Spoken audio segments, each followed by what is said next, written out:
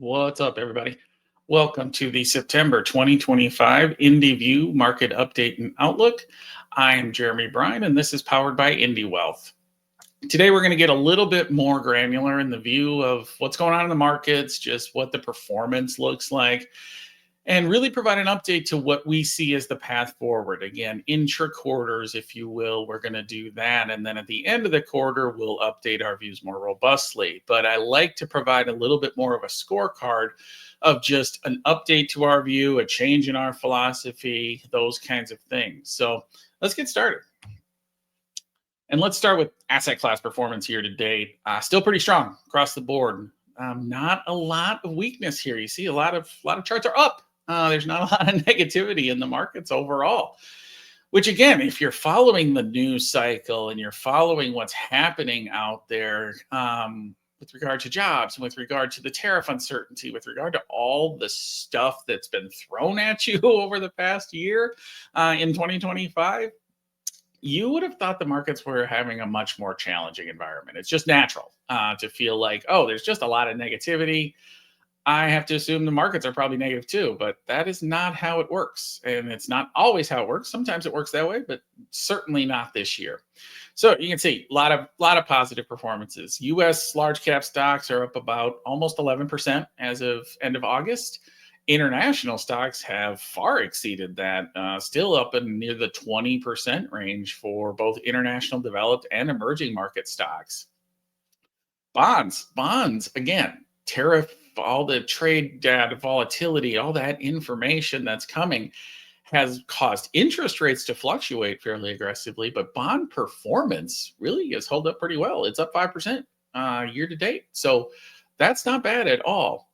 And what's really interesting about this chart to me is the balanced component, which is a 60-40 portfolio.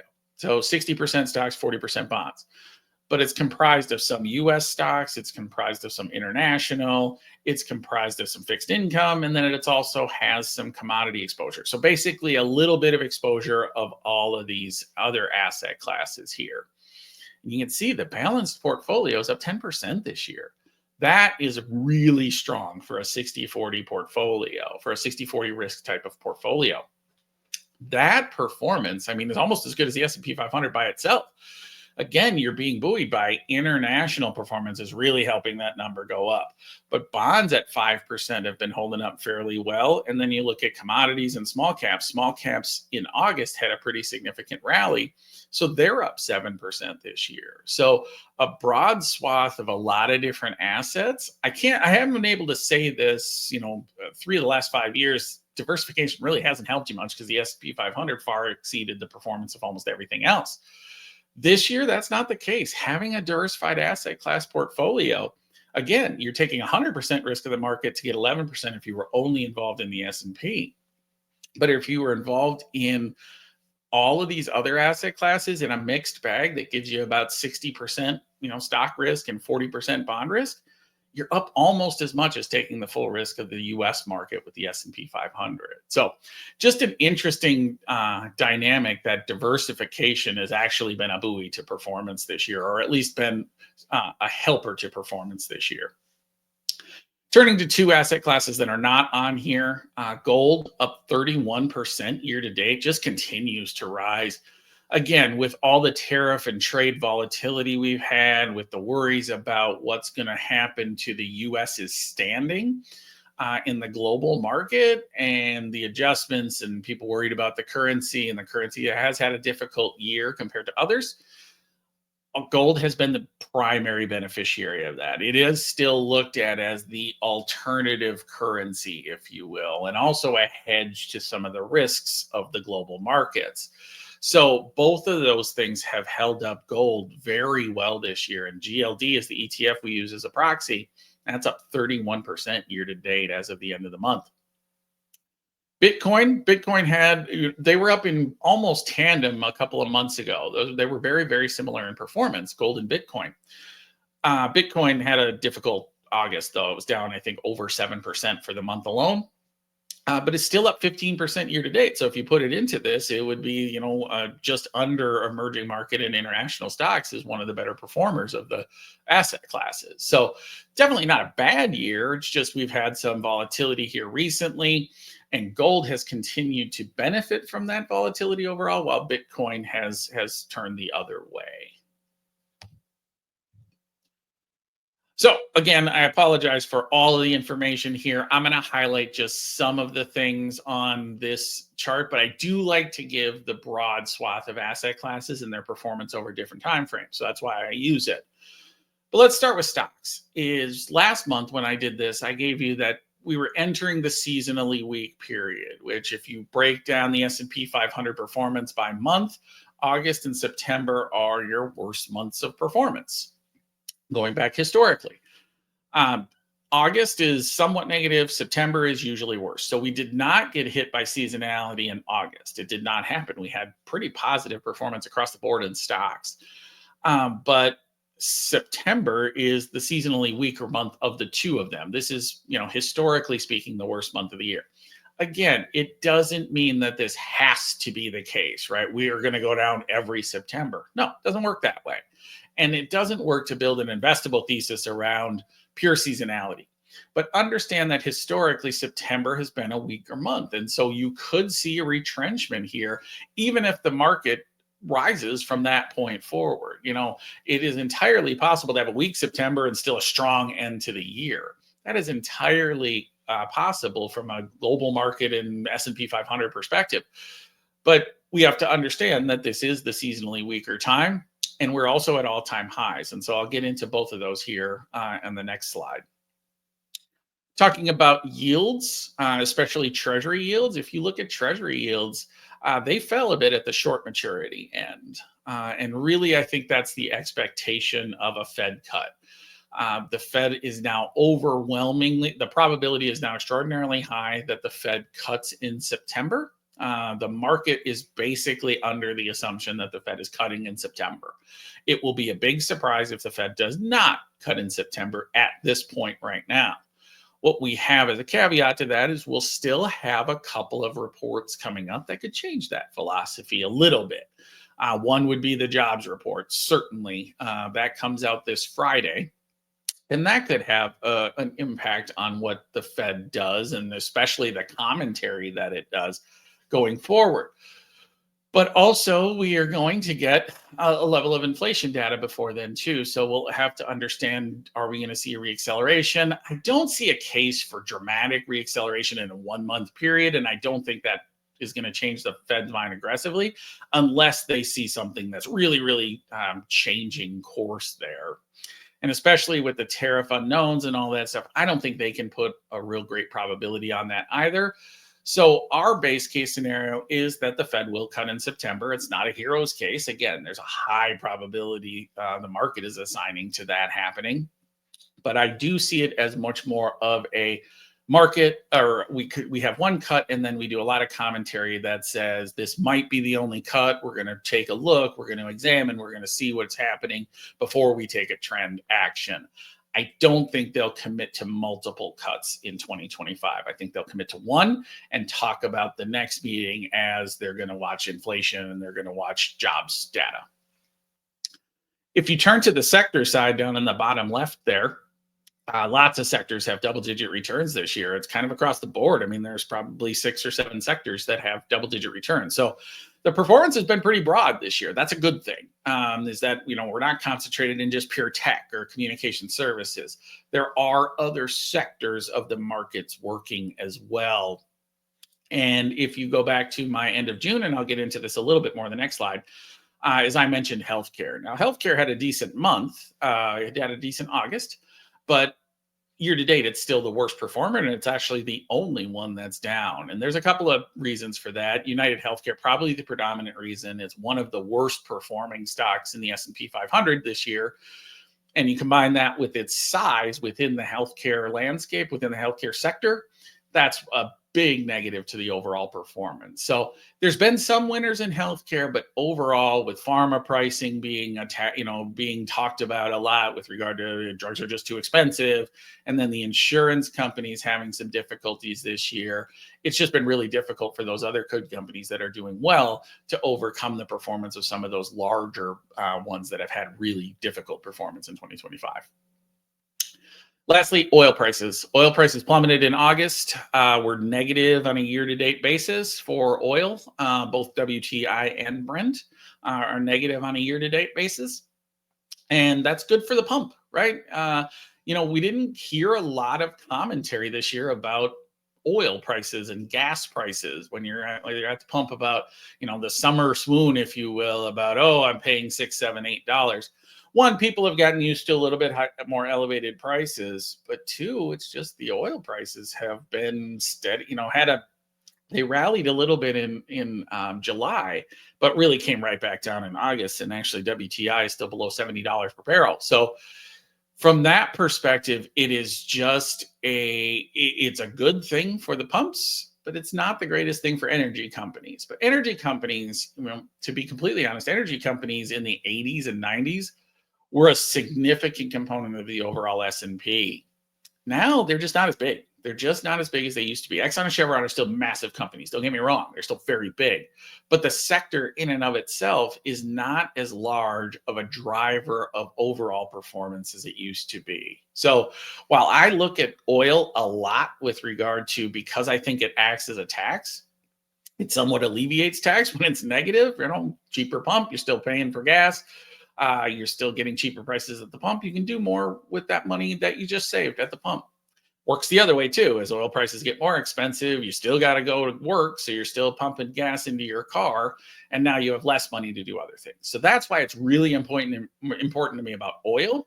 But oil companies as a percent of the S&P, and if it's going to drive performance up and down, I don't worry as much about that anymore, just simply because they're not as big as they used to be. So let's finish off here with the path forward. Again, this is our IndiView where we see outlook and positioning, and we try to update these every quarter. But during the intra-period quarters, like we are in right now, or we haven't hit the end of a quarter, that'll be the end of September, I just try to provide updates about, hey, did we change our view on this? What was our view originally, and did we change, or are we staying the course? So let's just start with the outlook here about political noise and rhetoric. I'm going to be quick about that. It's still with us. And I think it's going to be with us for the rest of the year and maybe even longer than that. It's always with us to a certain extent. It just seems heightened at this point right now. If you're feeling that, you're absolutely right, because we are doing things we haven't done in the past with regard to especially tariffs and trade negotiations and those kinds of things that can have real economic repercussions for companies in the S&P 500 and companies across the globe. So, and I don't see that reducing anytime soon. Now they've been ruled unconstitutional, and there's another in October. They're going to be able to appeal to the Supreme Court, which they absolutely will do. So I just don't think we're going to be out of this noise anytime soon. I think we have to live with it. It's unfortunate, but I think we're going to be in this stage for a while. Again, markets are near or at all-time highs, right? They're right around that area right now. So despite all this noise and rhetoric, the markets have continued to work because earnings have continued to be relatively strong. If we start to see that trending the wrong way because of tariffs or because of whatever reason, if it's just consumer softness, whatever that may be, if we start to see this affect the earnings profile of companies, then that sentiment becomes truly relayed into the numbers, which then can truly relay into a correction in the markets. But at this point right now, companies are kind of seeing through it. Some are feeling the impact, but a lot of these technology-oriented companies just aren't feeling that level of impact and are continuing to grow very well, and they've become very large as a component of the S&P 500. The Fed will cut at least once this year. We think that's absolutely, as of today, there is a 98% probability based upon CME Watch of a Fed cut in this next Fed meeting. 98% probability means the market really, really believes it's happening, and will be really surprised if it doesn't. That's our stance too at this point. We think that the September will see a Fed cut, but we're again cut and monitor. We're not cut. We are much more of in the camp of cut and we'll see. Now, what will change that course of that is again, we have a jobs report coming out on Friday, and last month's jobs report was not good at all. So if this one follows with another not good jobs report, we may have to see the Fed get more aggressive in the actions they're taking because jobs again drive so much of our economy, and it's not just having a job but job sentiment about the ability to get a job if you feel like you need to get a different one. A lot of that relays to the sentiment of the consumer, and the consumer drives the economy. So if we see another report in September of weak jobs from August, that could be a difficult scenario where the Fed probably maybe has to get a little bit more aggressive for the remainder of the year, and we could see 2 or 3 cuts at that point. Trade deals, again, have a negative market skew. I still believe that overall. You started to see a little bit of that in the markets this last week. When on last Friday, they were, the tariffs were ruled unconstitutional, and they're going to go to the Supreme Court, and the markets had a difficult scenario from there. It had a difficult day. It wasn't horrible, but it did go down, and we've rebounded a little bit today. But overall, I think it's more of a negative market skew. Just that uncertainty stays with us longer and longer and ramps up, and we just don't know, and companies don't know as much about what their input costs are going to look like. Now, again, a lot of this hasn't been priced through yet, and earnings have not really been significantly negatively impacted by it. So if companies can figure out ways to adjust and make do with those things, even under this uncertain circumstance, it might be okay. I just don't know how long we can continue to do it. So from my perspective, the longer that we have this tariff uncertainty and trade deal adjustments, I don't think any trade deals at this point right now are going to significantly move the needle upward. I think it's much more likely that as we get these things, the only significant move upward is if these were ruled unconstitutional and we started to eliminate those tariffs going forward so that company margins probably look better over a longer period of time. I don't see that happening in the short term. So from our perspective, I think trade and tariff stuff, because we're going to continue the tough talk and trade negotiation stuff, I believe that we have more of a negative market skew if that gets worse. Markets have recovered to all-time highs. No reason to sell. That's what I put in the end of June there. I absolutely still believe that. But my update here has changed a little bit in that I'm seeing some cracks showing at the all-time highs. We're at all-time highs, or right near all-time highs in the stock market. We're right up near that area. And there are some cracks underneath the surface with regard to especially jobs. Jobs is the number one from my perspective, in that August report was not good. And there seems to be a growing sentiment that job holding is what is really kind of taking place now. It's not job loss as much, but certainly not that velocity of movement that you saw a year ago, and certainly a couple of years ago, where people were moving and adjusting and salaries were getting bumped up aggressively. You're just not seeing that level anymore. And I think there's much more of job holding right now at this point, and saying, I don't know what's going on. I don't know. So I'm going to hold tight to my job. I'm going to stay where I'm at right now.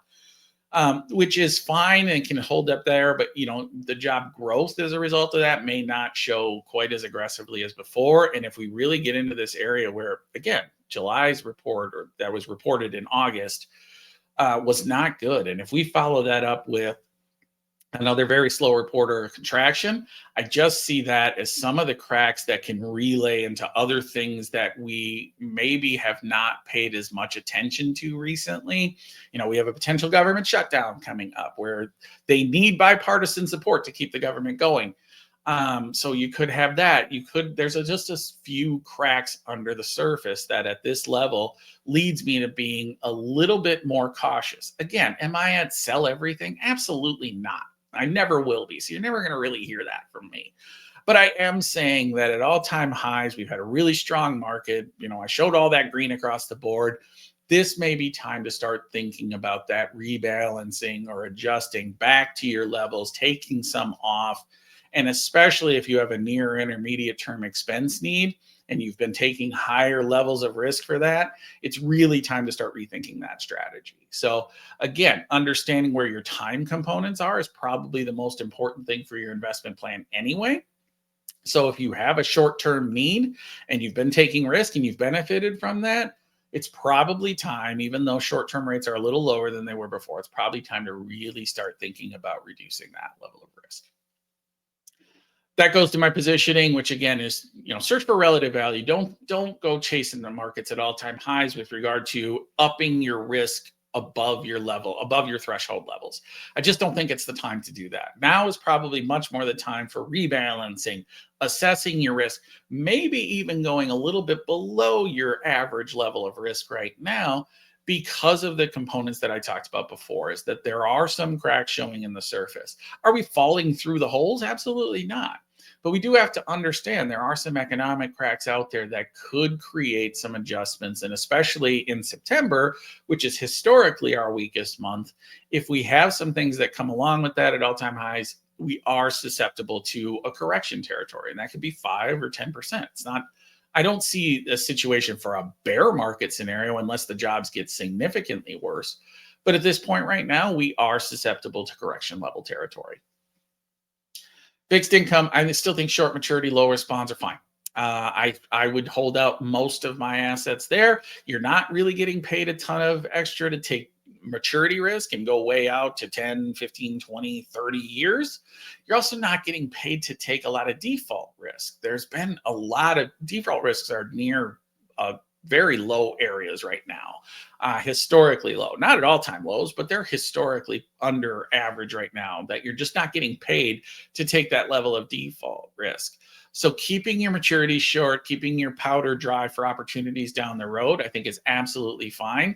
And you're really not being aggressively penalized for not taking that risk right now. I mentioned healthcare before as an opportunity when I started when we did this in July. I still think it's an opportunity from a defensive. It's the only negative one. We had a rally in August. Could that be the start of a trend? Sure, but you have to be a little careful there. I still think relative to growth profiles, the growth of healthcare companies compared to what we're paying for them, I still think they're a good opportunity. But you have to understand that the sentiment is pretty negative on that sector right now. So we may be sloshing through the mud here for a little bit longer. But if you're building positions right now, I think in healthcare stocks and some of the healthcare stocks that have been overly beaten up, there's some interesting areas there to maybe take advantage of. And lastly, I'd still think international is worth holding. Again, the weak US dollar was pretty much a tailwind for international companies. But if you just look at the overall investor base, we are still massively underweight. US investors, which are, obviously very large in the global sphere, US investors are still very, very, very underweight international. And there's a reason for that. It's, the last 10 years, you have not been rewarded for holding international stocks. They haven't been negative, but they've severely underperformed US stocks. This year's flipping that. And again, 1 point does not make a trend. But international is probably worth holding just simply because the US relatively is very expensive compared to its long-term history. International stocks are more near average. They're not screaming cheap like they were before. They're probably a little cheaper than certainly their long-term averages. But compared to the US markets, they're still relatively cheap. Again, we have the best technology companies in the world in the US. So you're going to want to still hold that component of it because technology and communication services, these are behemoths that are driving the new wave of growth in AI and those kinds of things. And that tends to be very, very US focused. But you still, from an international perspective, the diversification component has been a benefit this year and could continue to be a benefit for a long period of time because of that glacial change. Again, last 10 years have been terrible for US versus international. But the prior 10 years before that, international far exceeded the US. So understand that these things go at very, very long waves. And from that perspective, holding a little bit of international, I still think is worth it despite the outperformance this year. So I hope you found that informative. Tune in next month. Next month will be again, because we'll end of September, it'll be early October. We'll do more of a new type of strategy for the next quarter going forward. We won't do the updates that we were doing before, but I'll probably talk about, hey, what has changed versus what we were talking about before. But I wanted to do fresh one each quarter. So look for that coming forward. But until then, take care of yourselves and thank you very much for joining us. Goodbye.